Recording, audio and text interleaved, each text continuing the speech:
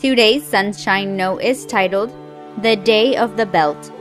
My son, do not despise the Lord's discipline, and do not resent his rebuke, because the Lord disciplines those he loves, as a father the son he delights in. Proverbs 3, verses 11 and 12. Childhood is full of memorable moments, but that doesn't mean you will actually remember all of them once you get older. For instance, if your parents threw you a party when you were very young, you might not have any memory of it now. If they took you on a picnic, you might not recollect that either.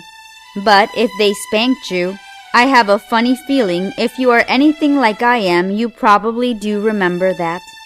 Most of my childhood memories are definitely great, but one that made the top 10 list is, well, not so great. It's what I'll simply refer to as the Day of the Belt. The Day of the Belt started like any other day. My two sisters and I were playing loudly. I'm sure we sounded very happy.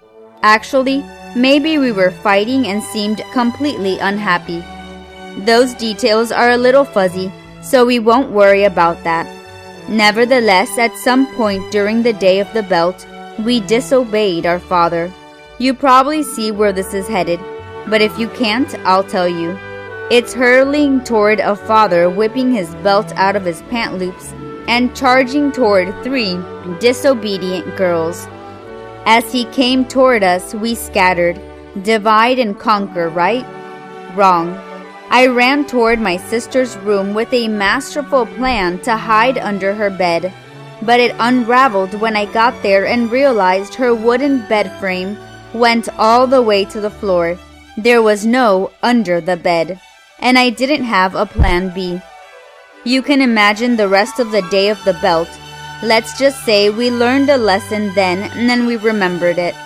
Discipline just never feels good. It seems like a terrible thing, but the Bible says discipline is a form of love.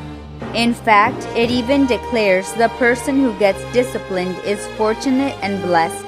Psalms 94:12 proclaims, Blessed is the one you discipline, Lord.